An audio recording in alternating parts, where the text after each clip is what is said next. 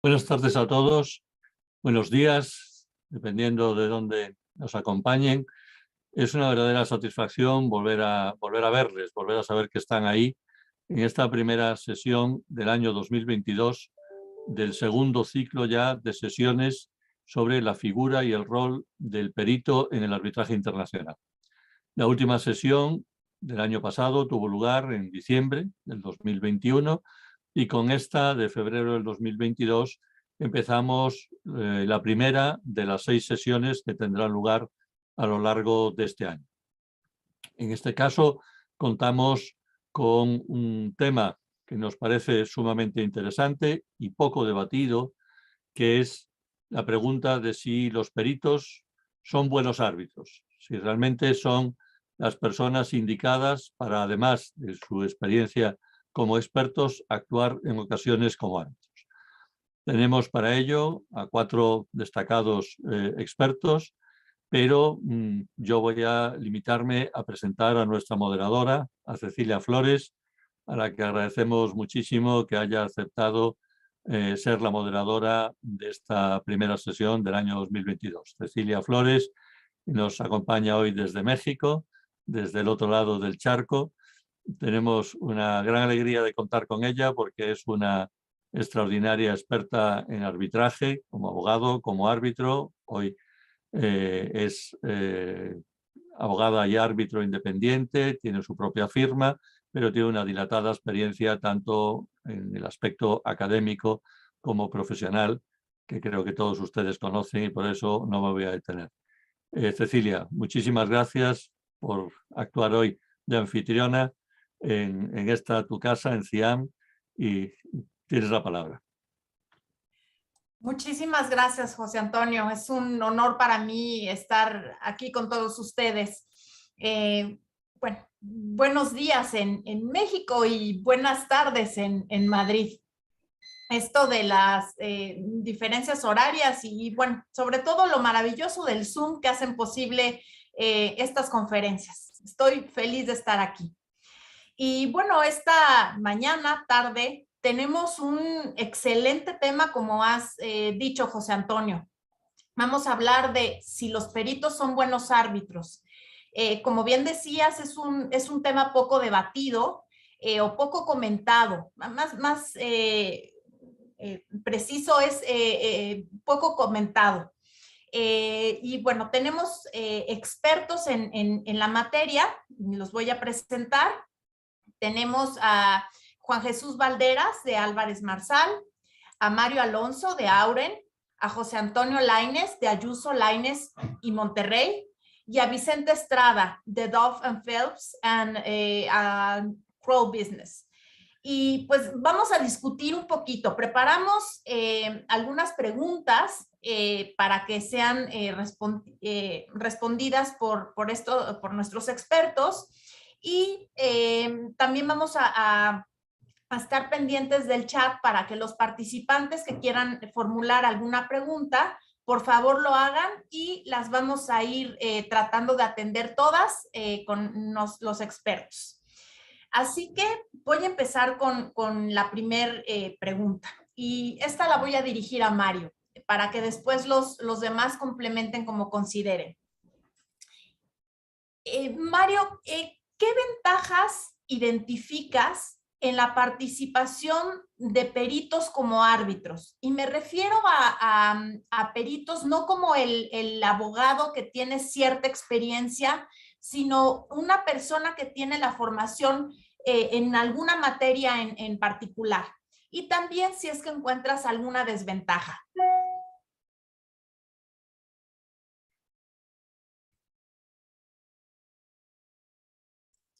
Mario, estás en mute. Tu micrófono, Mario, por favor. Ya.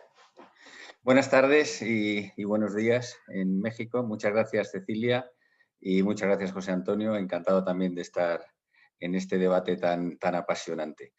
Bueno, yo tengo la suerte, diría, de tener cierta experiencia ya como perito. O sea, como perito tengo mucha, lo que tengo es cierta experiencia como árbitro.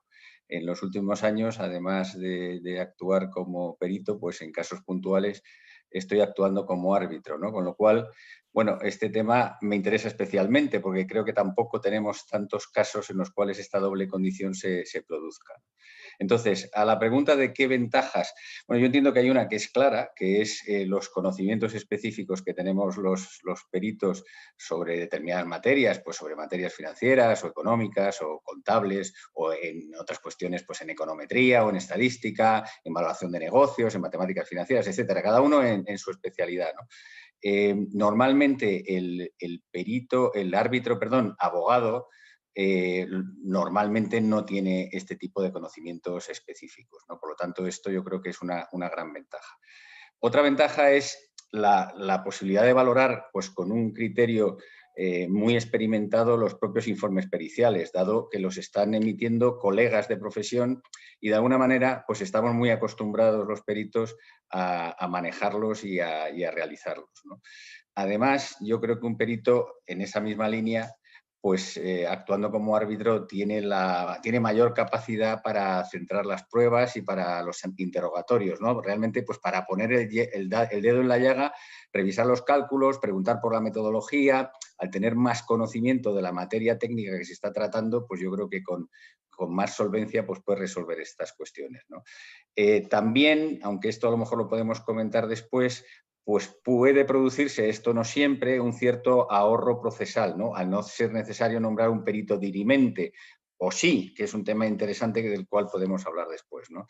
En definitiva, yo creo que al final el perito que actúa de árbitro es como lo que se dice, ¿no? El ser monaguillo antes que fraile, o el ser algo que es muy de mi terreno, pues ser auditor o director financiero. Normalmente si has sido director financiero de una compañía, al ser auditor sabes un poco más por dónde está la práctica y viceversa, ¿no? Y como desventajas, hombre, pues como desventajas, la principal, desde luego, que me he encontrado yo sin ninguna duda es la dificultad de juzgar. Yo creo que cuando te pones a arbitrar te das cuenta de lo difícil que es juzgar cualquier cosa, muy complicado, y eso, a medida que vas adquiriendo más experiencia, pues digamos esa práctica la vas superando.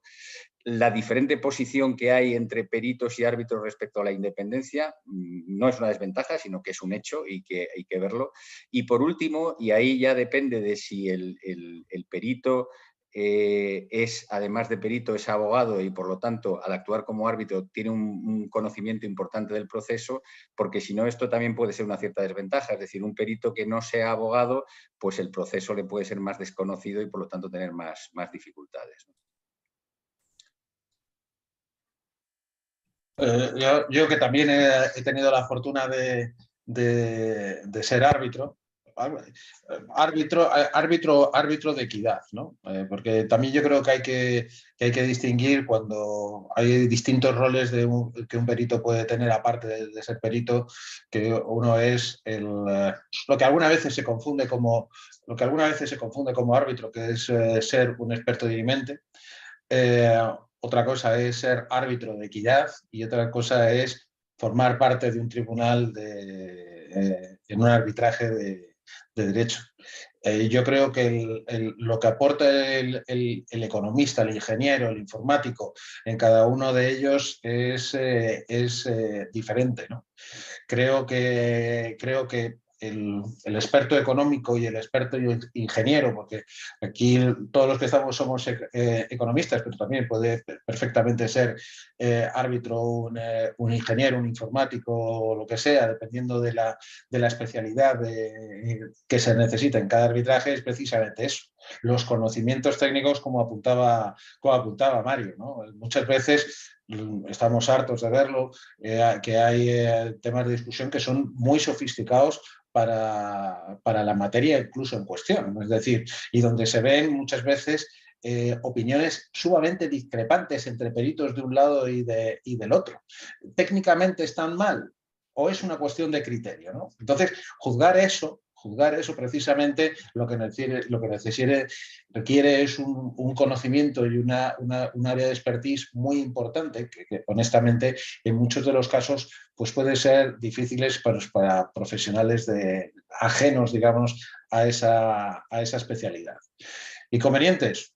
yo creo que lo que se tiene más que inconvenientes es que aquel que actúa como árbitro se le ha de requerir una experiencia en procedimientos arbitrales y un conocimiento específico en todo el proceso, que conozca cuáles son, pues, principios obvios como de audiencia y de contradicción, que muchas veces un economista o un ingeniero no tiene por qué conocer. Con lo cual, si está actuando de árbitro único en un procedimiento de un arbitraje de equidad, necesita tenerlo, porque si no probablemente cojeará y probablemente el arbitraje tenga sus defectos.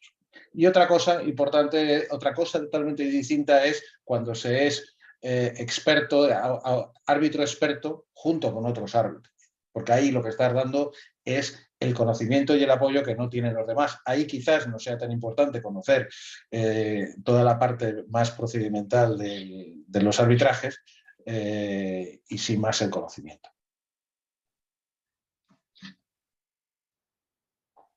Así es. Y sus respuestas cambiarían, y esta pregunta la voy a mandar para Juan Jesús. ¿Cambiarían las respuestas si se trata de una controversia de estricto derecho frente a una controversia o en un arbitraje que se habrá de resolver en equidad, o sería la misma respuesta? ¿Qué nos puedes decir, Juan Jesús? Yo creo que la respuesta tiene que ser diferente. Nosotros estamos de aquí de algún modo manejando la idea de que podría ser bueno para el arbitraje que a la hora de designar árbitros se incluyera entre los árbitros a personas con un perfil distinto al de un abogado en sentido estricto, a personas con una expertise en un área técnica concreta, ya sea contabilidad, finanzas, arquitectura, construcción, lo que sea, ¿vale? Evidentemente, si la materia que se dirime en un arbitraje, la materia en disputa, es estrictamente de derecho, ese no es el sitio para nosotros. En disputas en las que cuestiones técnicas tengan una importancia capital, ahí es donde creo que podemos aportar y mejorar el arbitraje. Son muchas las ocasiones en las que los propios árbitros reconocen que cuando les viene un perito y les dice 0 y el otro viene y les dice 100, pues que se quedan perplejos y que no saben cómo digerir esas diferencias y que acaban acudiendo a la hora de tratar de dirimir o de decantarse en una dirección o en otra, acaban recurriendo a qué impresión han obtenido sobre la credibilidad del perito, qué convicción, qué serenidad, qué tal, que son cosas que en realidad poco tienen que ver con la solidez técnica del trabajo, ¿no? Y es precisamente en esas situaciones más propias de los arbitrajes de equidad, y aquí es donde enlazo con la pregunta que tú me hacías, donde yo creo que nosotros tenemos algo muy positivo que aportar. Creo que en ese contexto, arbitrajes de equidad o arbitrajes de derecho en los que hay un componente importante de carácter técnico, ¿vale? Creo que en esas áreas es donde nosotros podemos aportar cosas valiosas al arbitraje y mejorar, mejorar la calidad del resultado del arbitraje de muchas maneras. Algunas ya se han mencionado, ¿no? A la hora de entender, analizar y destripar las periciales de las partes, a la hora de cuestionar a las partes y a sus peritos, y a la hora de construir una línea argumental que te lleve a una resolución. Pero yo creo que ahí la cuestión es, sobre todo en arbitraje de derecho, y por propiciar un poquito la discusión, es si qué es mejor.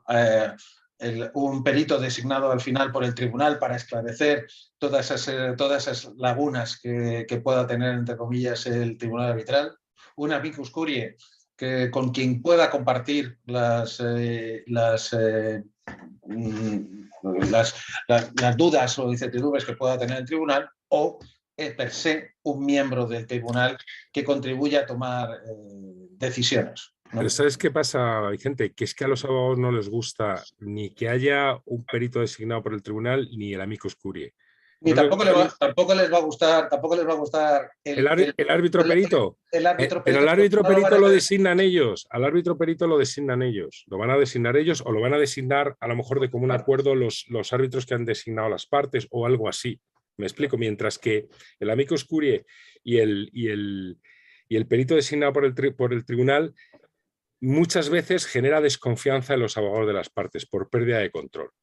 Y aparte de eso, todos los abogados son un poquito control freak, admitámoslo. Totalmente. Yo creo que la ventaja, sobre todo respecto a esos temas, a esas otras figuras que tiene el árbitro, es que el árbitro puede seguir hablando con los otros árbitros y haciendo brainstorming y discutiendo sobre aquello que se ha discutido, mientras que el perito designado por el tribunal hace también su informe, hace también su exposición. Pero no puede andar consultando, efectivamente. Exacto. Pero fijaros que a la pregunta de Cecilia, y ahora le dejo a José Antonio, que no ha hablado todavía, a la pregunta de Cecilia sobre si cambia la respuesta dependiendo de si es arbitraje de derecho de equidad.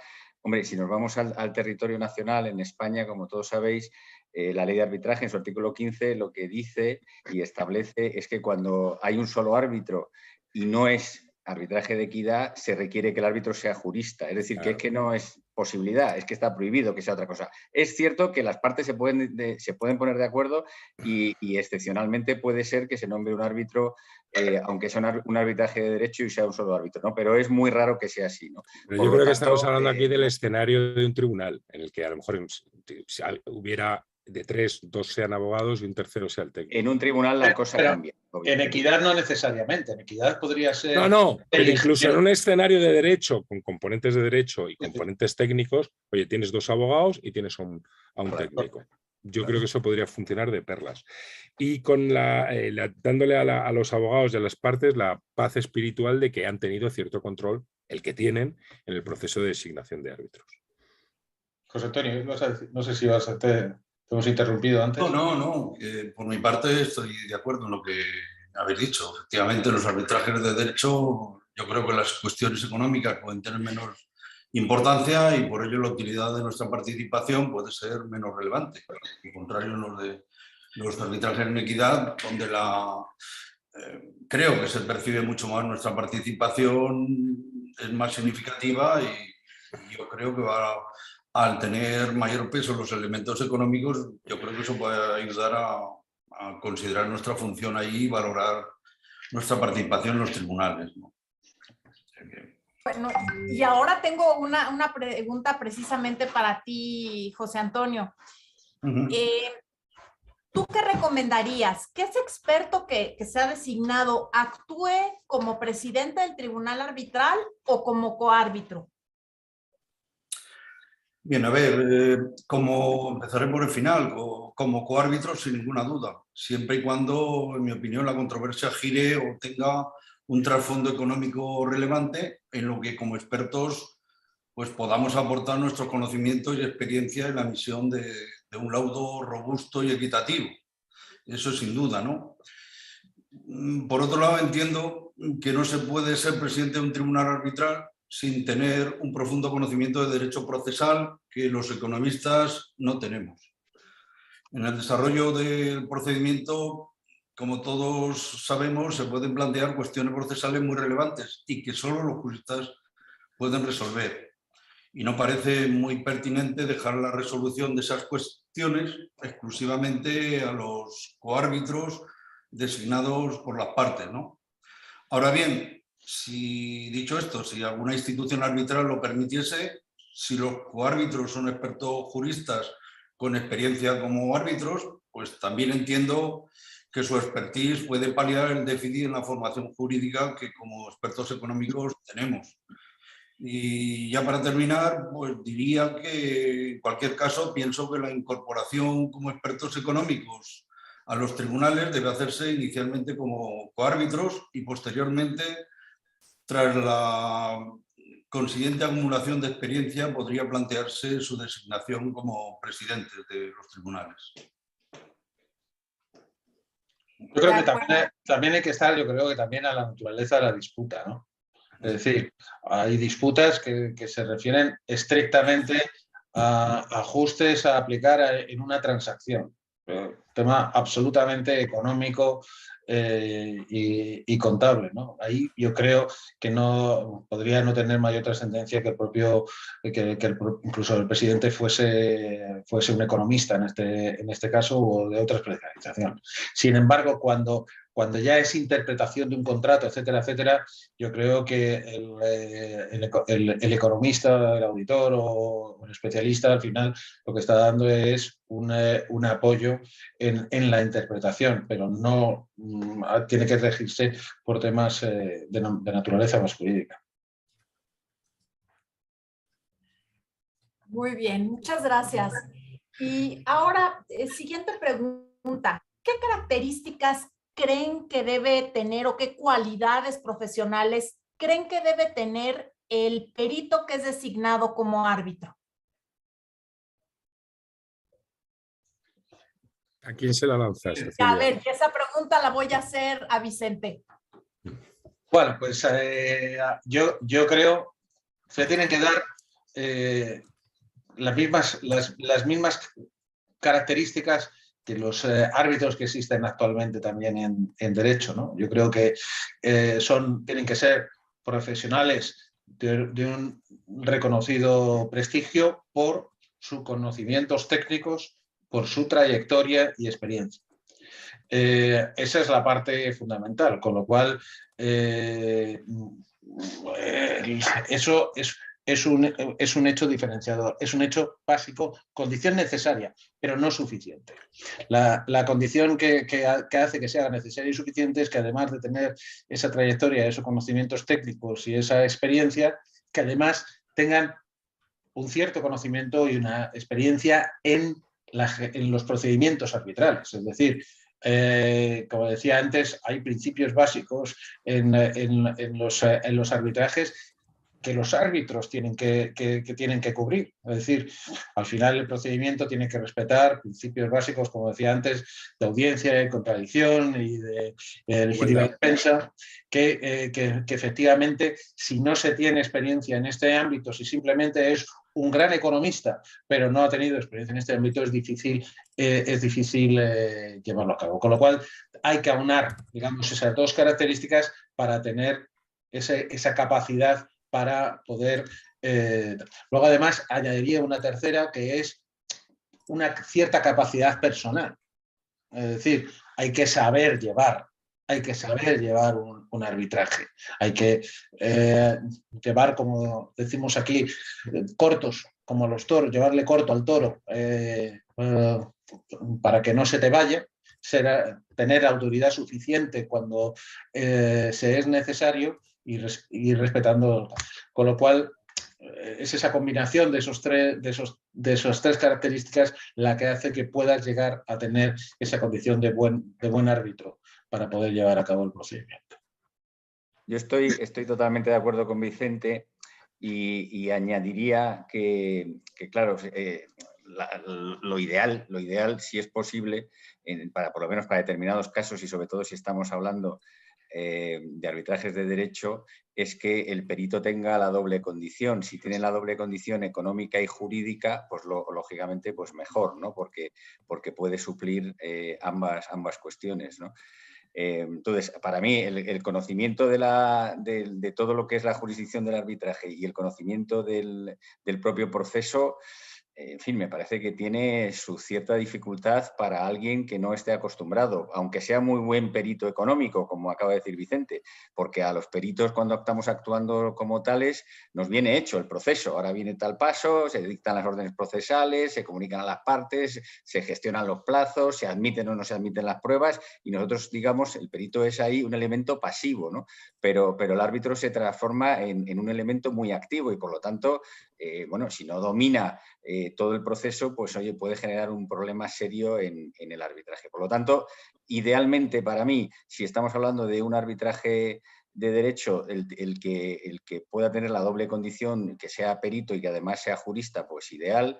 Y si estamos hablando de un arbitraje de equidad, al menos sí que debe conocer bien el proceso. Sí, yo estoy totalmente de acuerdo, no sé, en línea de lo que hemos comentado. Yo creo que el perito debería tener capacidad para conocer y resolver las cuestiones que se plantean en el procedimiento arbitral.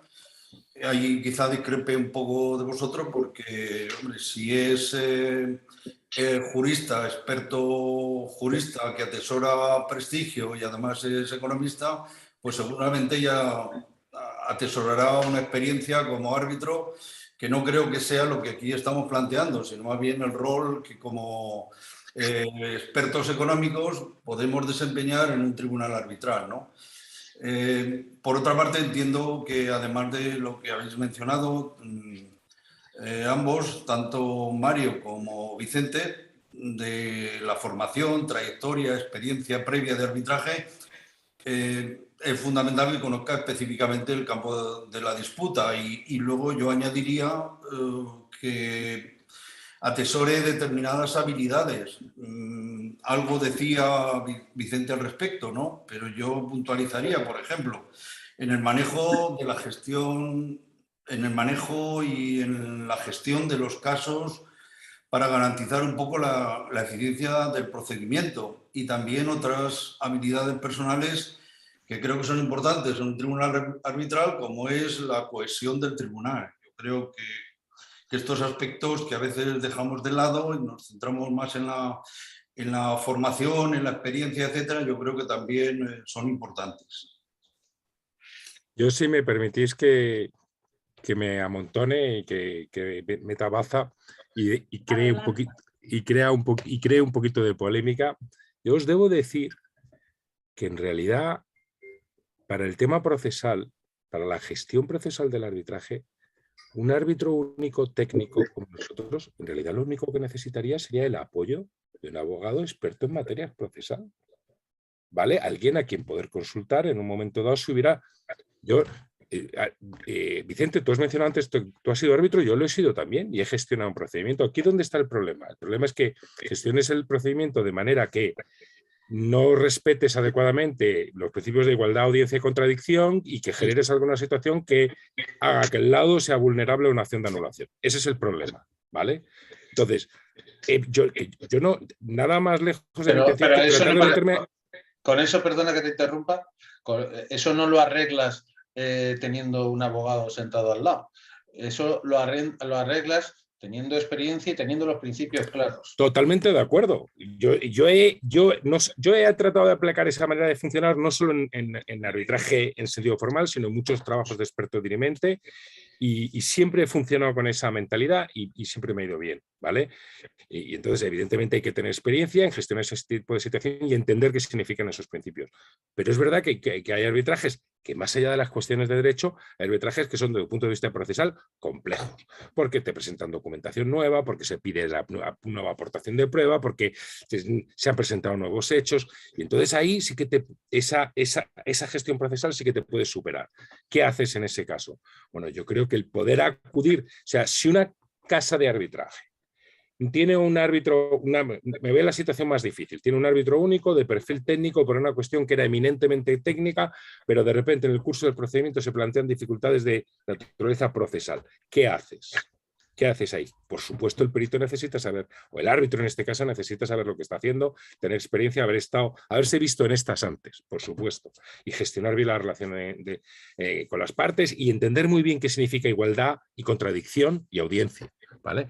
Pero habiendo dicho todo esto, si la casa de arbitraje, en este caso CIAM, es capaz de darle a ese perito soporte o consejo, y decir, oye, mira, esta cuestión procesal debes tratarla así, debes tratarla así, acabas dándole una solución sencilla a una dificultad que de otro modo puede llegar a convertirse en un problema gordo que cuestione la solidez del laudo. No sé si... Pero estoy siendo revolucionario. Sí, no, sí puedo estar medianamente de acuerdo contigo, pero estamos de acuerdo también que lo que quería yo decir es que, o sea, no te puedes meter a árbitro siendo un economista o un ingeniero simplemente reconocido de prestigio sin experiencia forense. No, claro. Porque, por supuesto. O sea, necesitas de la práctica forense para entender cómo tienes que llevar un procedimiento de estas características. Además, tú y yo por edad, yo creo que podemos decir que debería tener al menos 20 años de experiencia forense. Yo creo que todos los que estamos aquí lo cumplimos. Aquí tenemos una pregunta muy interesante de Adolfo Menéndez relacionada con el tema. Él dice que, él pregunta cómo puede un árbitro, ingeniero o economista, o sea, no abogado, laudar en derecho. Pues eso yo creo que es tendente a lo imposible, ¿no? No puede solo, si es árbitro único, yo creo que no. En España, desde luego, no puede. No puede. Y en otras jurisdicciones me extrañaría que pudiera, pero en cualquiera de los casos es que no tendría la capacitación para laudar en derecho. Claro, si es que nosotros no queremos vernos en esa... Yo no quiero verme en esa posición.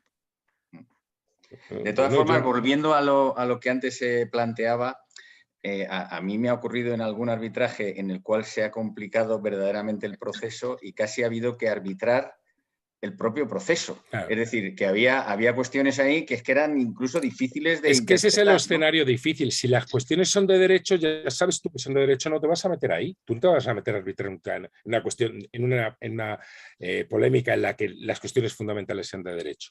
Pero tú te metes a arbitrar en un tema técnico y de repente te encuentras con un follón procesal, ahí es donde tienes dificultades. Y ahí es donde creo que todos sentimos esa necesidad de encontrar una solución para ese escenario posible. Encontrado una solución para ese escenario, yo creo que nosotros podemos hacer un buen trabajo y sin aspirar a hacer lo que no sabemos hacer, que sería en este caso arbitrar en derecho. Pero podemos ciertamente una cuestión difícil. Y ahora tengo una siguiente pregunta, esta va dirigida para José Antonio. José Antonio, ¿tú qué limitaciones podrías identificar para un abogado que tiene que resolver una cuestión altamente técnica?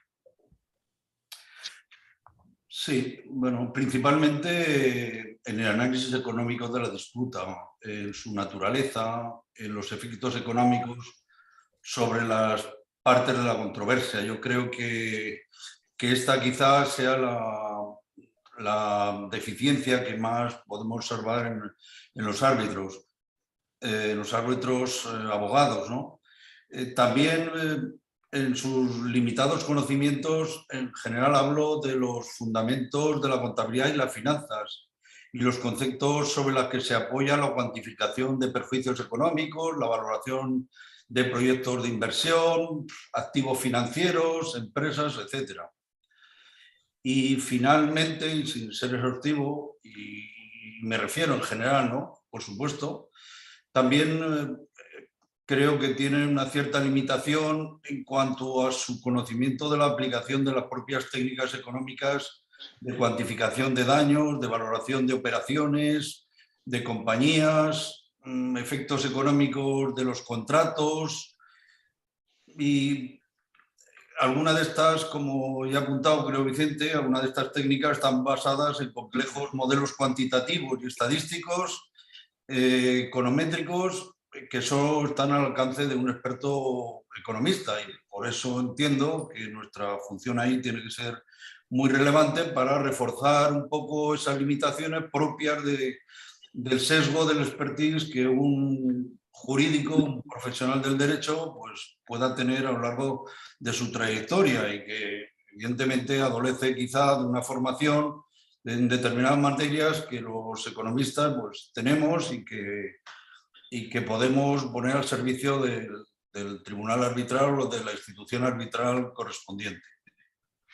Fíjate, yo creo que es que ahí la gran diferencia es que el árbitro abogado de alguna forma va adquiriendo experiencia o conocimiento de la materia específica de la controversia en y durante el procedimiento. A menos que haya tenido casos anteriores similares, digamos, va adquiriendo el conocimiento del asunto a medida que va avanzando el procedimiento. Mientras que el árbitro que es perito, que es economista, o lo que hemos dicho, puede ser ingeniero o matemático o cualquier otro profesional, pues ya acumula una experiencia mucho más dilatada, porque precisamente esta es su máxima de experiencia profesional. Por lo tanto, hombre, yo creo que es muy diferente el ir aprendiendo o el ir tratando de entender a medida que se van produciendo los hechos, las pruebas y las ratificaciones, etcétera, al hecho de que ya viene sabido antes de iniciar la controversia, pues la diferencia es muy sustancial.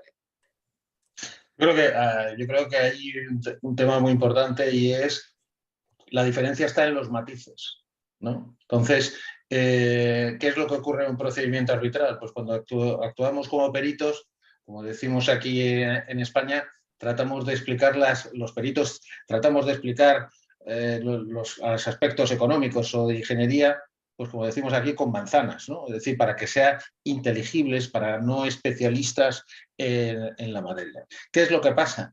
Que al final las divergencias que existen entre los peritos de ambas partes es ahí donde está la diferencia y es ahí donde hay que decidir. Entonces, distinguir los matices, diferenciar qué es lo correcto de lo incorrecto, lo razonable de lo irrazonable en los matices de una cuestión técnica, es francamente complicado para aquel que no lo es. Bueno, y no digo nada en contra de los abogados. A mí me pasa exactamente lo mismo con cuestiones de ingeniería, porque yo no soy ingeniero. Yo puedo entender, cuando trabajo con mis compañeros de ingeniería, yo puedo entender todo lo que me explican. Pero cuando ya estamos hablando de matices, estoy perdido. Porque no sé distinguir lo correcto de lo incorrecto.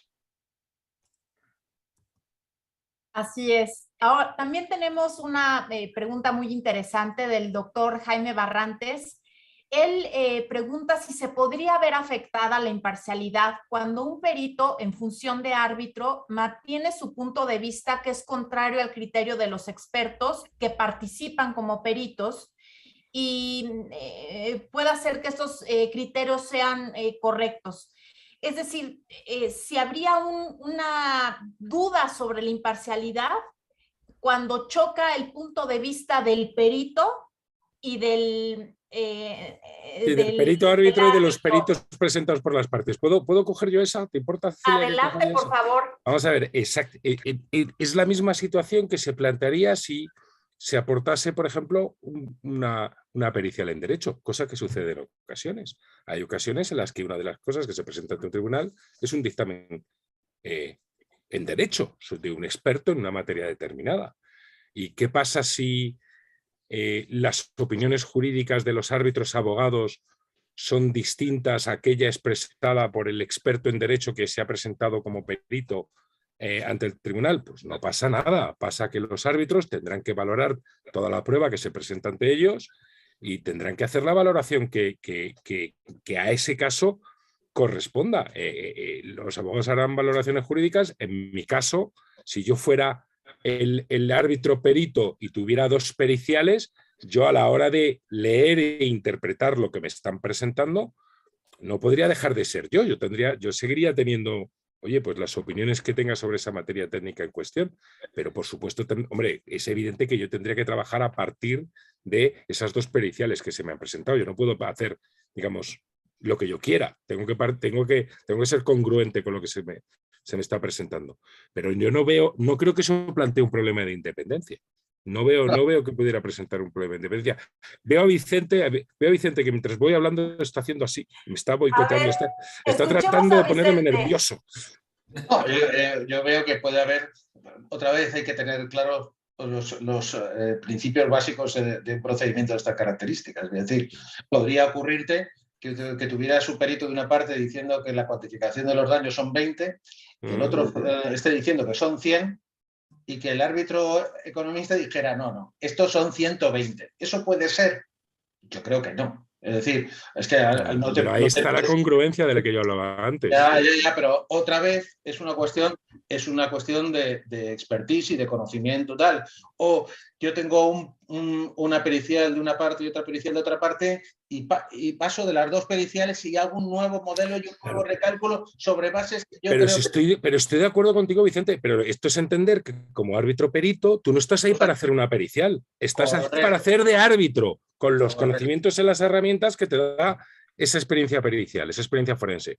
Y el árbitro trabaja con la información que se le presenta y con las pruebas que se le presentan. En nuestro caso, las más relevantes serían las periciales que presentan las partes en nuestra área técnica de expertise, la que fuera, ¿no?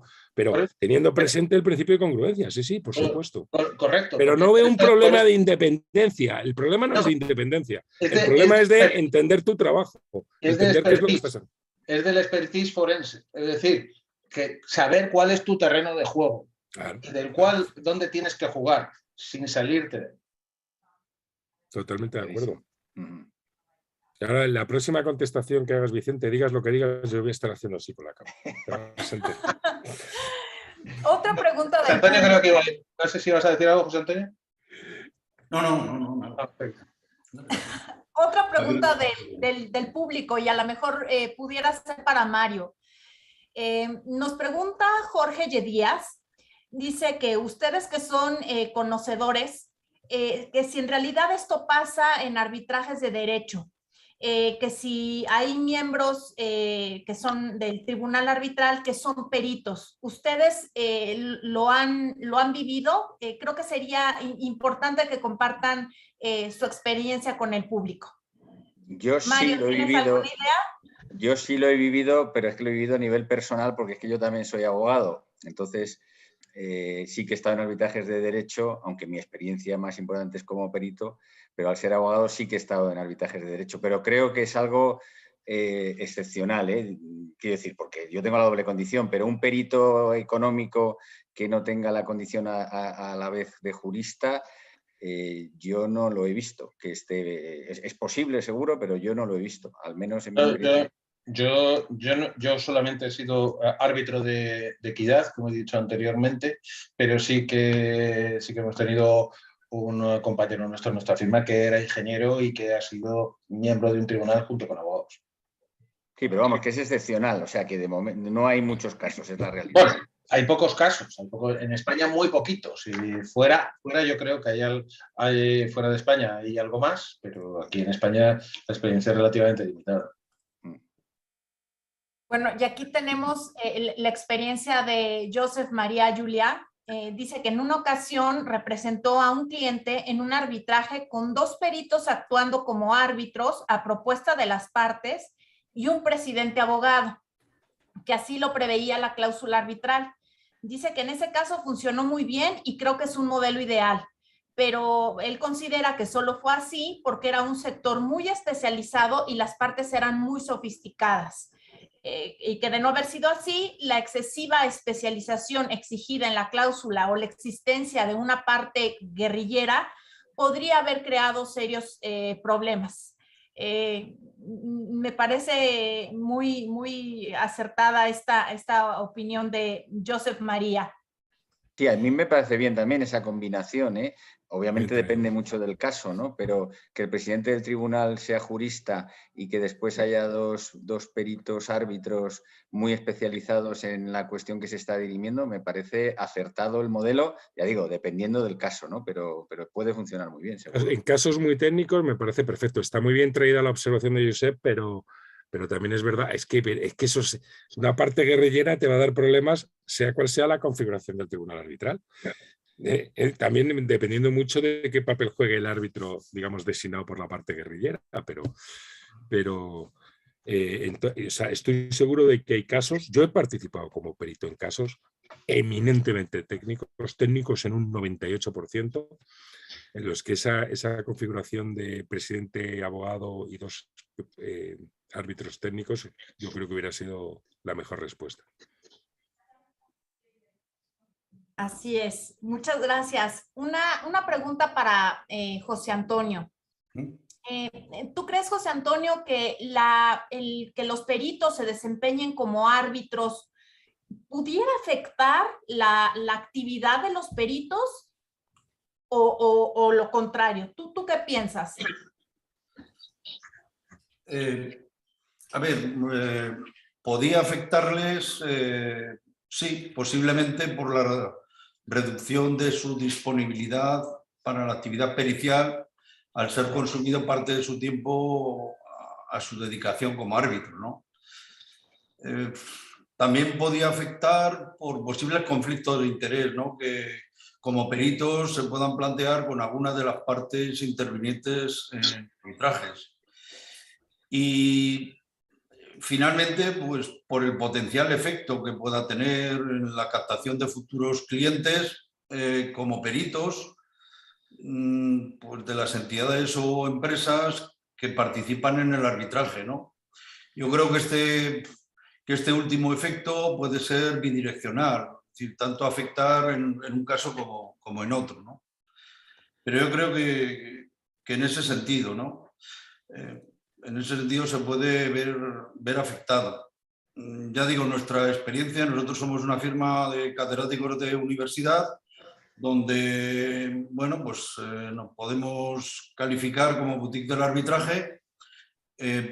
Nosotros no hemos entrado mucho en el proceso arbitral como árbitros, sí como peritos, pues porque por nuestra expertise, por nuestra formación y demás, pues se nos demanda. Hasta un momento determinado en nuestra firma decidimos no entrar o no formar parte de esa posibilidad de ser designados como árbitros. Ahora estamos en otra disposición por nuestra estructura de firma actual, y entiendo todo lo que aquí se ha comentado. Evidentemente yo creo que sí que tiene que afectar, pero igual que le puede afectar pues a un abogado de parte participar como árbitro en la misma medida. Yo creo que, o sea, yo creo que hay una cuestión que es evidente, y es que se multiplican los conflictos, ¿no? Es decir, al final, para mantener la independencia como árbitro, al final tienes que acreditar una independencia frente a cada una de las partes y frente a los abogados que representan también a cada una de las partes. Y la realidad es que, claro, los peritos, muchos de nuestros trabajos vienen referidos de firmas de abogados, y los clientes, pues los clientes, hay clientes actuales y clientes deseados, ¿no? Que también afecta de cara al futuro, ¿no? Con lo cual, o sea, yo creo que potencialmente no hay problema, Lo que pasa es que el perito en general, el que trabaja con las dos facetas, cuando le toque ser árbitro, se va a encontrar con más posibilidades de conflicto. La deriva, probablemente, si de verdad entráramos por ese carril y empezara a convertirse más habitual que hubiera peritos que se integraran dentro de tribunales arbitrales, creo que la deriva acabaría siendo la que de hecho sucede con muchos abogados, que cuando se ponen en serio a hacer de árbitro, pues acaban al final dejando de actuar de abogado de parte y para concentrarse en la labor de árbitro, ¿no? Yo creo que eso lo hemos visto en muchos casos entre los abogados, y a nosotros en ese escenario nos acabaría sucediendo algo parecido. Y fíjate, yo creo que además del tema de los conflictos de interés que se multiplican, como ha dicho Vicente, claro, también es verdad que puede ser que de alguna manera, si el árbitro toma postura en alguna cuestión controvertida, pues claro, cuando después esté como perito de parte, pues obviamente sobre esa misma cuestión no va a decir lo contrario, o al revés. Siempre tiene que ser pero eso le pasa igual a los abogados. Lo acabas de decir tú también, Juan Jesús. Es decir, si el abogado está manteniendo una postura, una tesis de una interpretación jurídica X, y después como árbitro no va a hacer la contraria, ¿no? Con lo cual eso es así.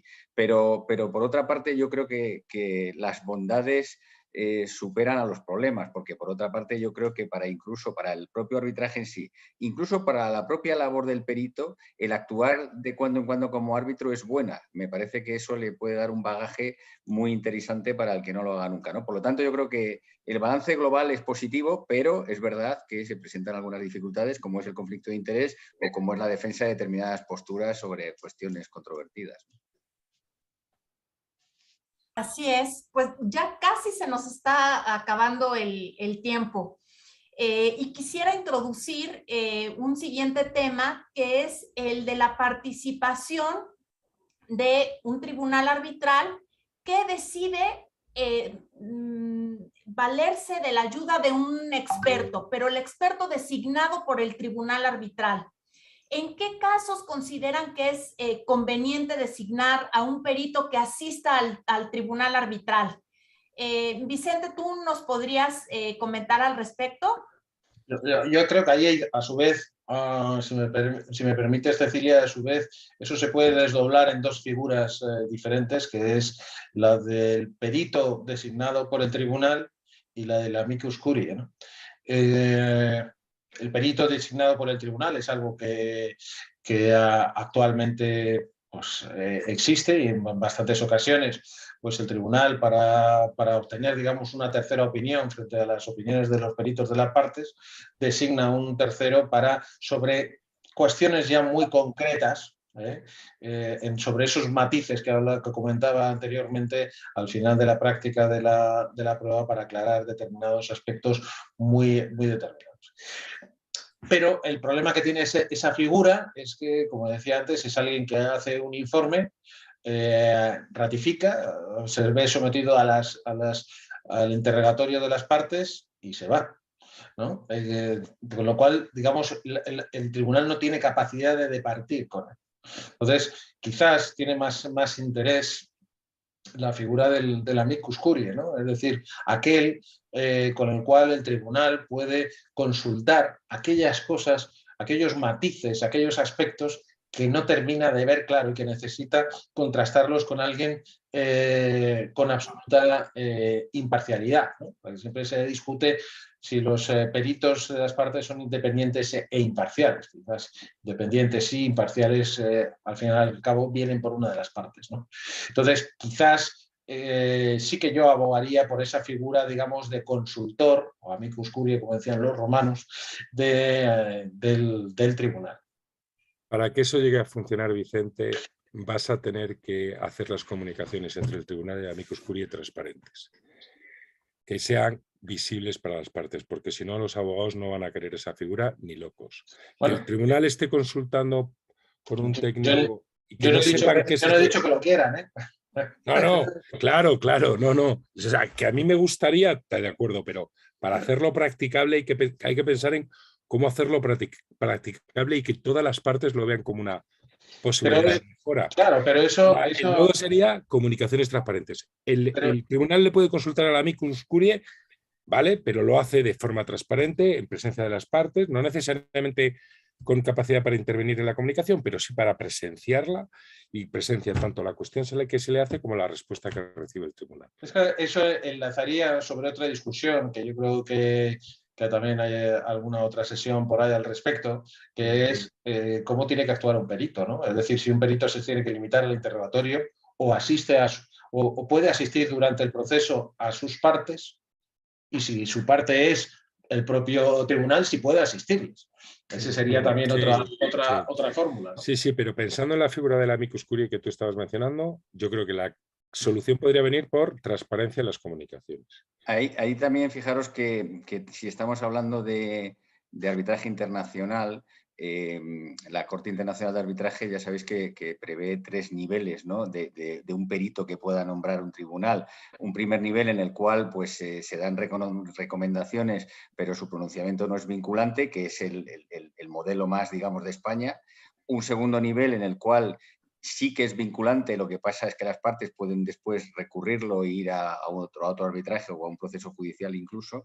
Y un tercer nivel en el cual la decisión es ya absolutamente vinculante y resuelve definitivamente la controversia. Eso, claro, en España nos rechina mucho porque esa figura no existe, ¿no? Pero sí que existe y está prevista en la Corte Internacional de Arbitraje. Y claro, es un enfoque totalmente diferente, ¿no? El tercer nivel es un laudo arbitral. Claro, es un laudo arbitral. El tercer nivel es un laudo arbitral. El segundo nivel es un expert determination, en el que en principio hay una obligación contractual de someterse a la decisión del experto, pero siempre en realidad está sujeto a revisión judicial, que por eso la figura se hizo menos popular. Y el primer nivel no sé cómo llamarlo, sería una especie de consultor. Bueno, el primer nivel es el de España. Es el perito. El perito es el de España, un perito que da su opinión y que lo tiene en cuenta el tribunal. Qué interesante todo esto. De verdad que daría para horas para estarlo discutiendo. Desafortunadamente se nos acabó el tiempo. Se quedaron también algunas preguntas del público, pero bueno, así es esto. El tiempo es un tirano. Así que le cedo la palabra a José Antonio Caínzos para que nos haga favor de despedirse y cerrar la sesión. Bueno, muchas gracias, Cecilia. Muchas gracias a José Antonio, a Juan Jesús, a Vicente y a Mario. Yo creo que ha sido una sesión muy interesante, muy movida. Creo que ha dejado sobre la mesa, al menos, esta cuestión, de la que efectivamente se habla poco, como tú decías al principio, se comenta poco. Y creo que, sin embargo, en un ciclo de sesiones donde hablamos de la figura del perito, era obligado poner este tema sobre la mesa, oír a los expertos sobre realmente si tienen o no experiencia, sobre si quisieran o no ser peritos y sobre los pros y contras, ¿no? Creo que esta es solo una primera aproximación a este tema. Quizá en alguna ocasión tengamos que hacer el ejercicio a la inversa, que es una sesión con abogados oyéndoles hablar sobre cómo ven ellos el papel de los peritos como árbitros, ¿no? Pero creo que hoy, como introducción, ha estado francamente bien, de manera que muchas gracias a todos. Efectivamente, como dice Cecilia, el tiempo es un tirano y además aquí en CIAM nos hemos dotado de esa regla de no pasar de la hora en estas sesiones, que creo que es una regla sana, sinceramente, y creo que nuestros asistentes la agradecen porque todo el mundo está muy ocupado. Antes de irnos, sí me gustaría recordar que tenemos ya una segunda sesión. La próxima será el 20 de abril, para quienes nos escuchan, el 20 de abril, miércoles, por tanto, inmediatamente después de la pausa de Semana Santa, de Pascua, tendremos la segunda sesión sobre los peritos y también puedo anunciar ya el tema objeto de debate. El tema creo que también va a ser muy oportuno, muy actual, porque será responder a la pregunta de si ha disminuido la capacidad de convicción de los peritos, en los arbitrajes virtuales. Todos estamos asistiendo de manera continuada en los últimos años a arbitrajes virtuales. Creo que también estamos todos de acuerdo que han venido para quedarse o de manera, no sé si general, pero por lo menos habitual. Y en los arbitrajes internacionales siempre hay peritos. Por tanto, nos ha parecido que esa era también una pregunta muy oportuna.